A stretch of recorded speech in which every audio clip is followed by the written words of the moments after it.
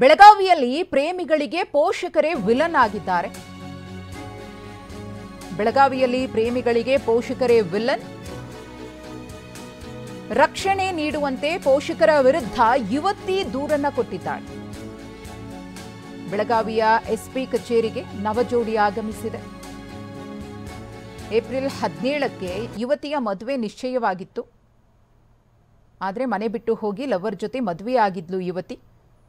5 ವರ್ಷದಿಂದ ರೋಹಿತ್ ಎಂಬಾತನನ್ನ ಪ್ರೀತಿ ಮಾಡ್ತಾ ಇದ್ಲು.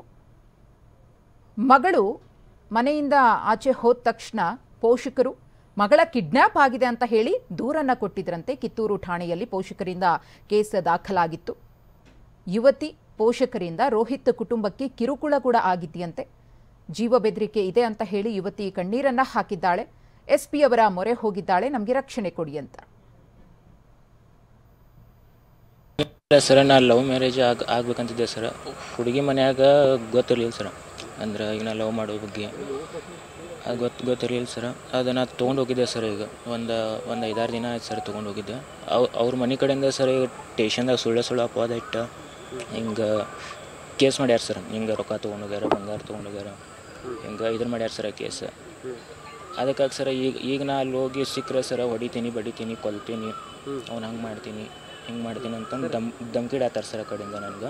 ಅದಕ್ಕೆ ಸರ್ ಅಲ್ಲಿ SP ಆಫೀಸಿಗೆ ಬಂದು ಸರ್ ನಾ ಪ್ರೊಟೆಕ್ಷನ್ ಸಲುವಾಗಿ ಬಂದಿದ್ದೆ ಸರ್ ಇಲ್ಲಿಗೆ.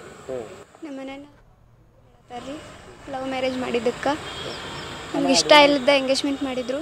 ಮನೆಯಾಗೆ ಹೇಳಿದ್ದೆ ಬೇಡ ಅಂತಂದ. ಅವ್ರ ಒತ್ತಾಯದಿಂದ ನಮ್ಮನ್ನು ಮದುವೆ ಫಿಕ್ಸ್ ಮಾಡಿದ್ರೆ ನಾನು ಅದಕ್ಕಾಗಿ ಅವ್ನ ಜೊತೆನೇ ಬಂದೀನಿ. ನಾನಾಗಲೇ ಬಂದೀನಿ, ಯಾರೂ ನಮಗೆ ಸಪೋರ್ಟ್ ಇಲ್ಲ, ನಾನಾಗಲೇ ಬಂದೀನಿ. ನಾವು ಲವ್ ಮಾಡತ್ತೆ 4 ವರ್ಷ ಆಯ್ತು ರೀ, 4ರಿಂದ 5 ವರ್ಷ ಆಯ್ತು. ಈಗ ನಮ್ಗೆ ಅವ್ರ ಸಣ್ಣಗಳ ಮನೆ ಇತ್ತರಲ್ಲೇ ಅವಾಗಿಂದ ನಾವು ಲವ್ ಸ್ಟಾರ್ಟ್ ಮಾಡಿದ್ವಿ. ಅದು ಮನೆಯಾಗೆಲ್ಲ ಗೊತ್ತಾಗಿ ಪ್ರಾಬ್ಲಮ್ ಆಗಿತ್ತು. ಮನ್ಯಾಗ ನಂಗೆ ಇಷ್ಟ ಇಲ್ಲ ಅಂತಂದ್ರೂ ಅವ್ರ ಒತ್ತಾಯದಿಂದ ಎಂಗೇಜ್ಮೆಂಟ್ ಆಗಿತ್ತು. ಮದ್ವೆನೂ ಫಿಕ್ಸ್ ಆಗಿತ್ತು. ಮದ್ವೆ ಮೇ 18-17 ಫಿಕ್ಸ್ ಆಗಿತ್ತು. ಫಿಕ್ಸ್ ಆಗಿದ್ದಕ್ಕೆ ನಂಗೆ ಇಷ್ಟ ಇಲ್ಲ ಅಂತಂದ್ರೆ ನಾ ಬಂದೆ. ಮನೆ ಬಿಟ್ಟೆ ಗುರುವಾರ ದಿನ ನಾ ಬಂದೇನಿ. ಮದುವೆ ಆಗಿವ್ರಿ. ಹಾಂ, ದೇವಸ್ಥಾನ.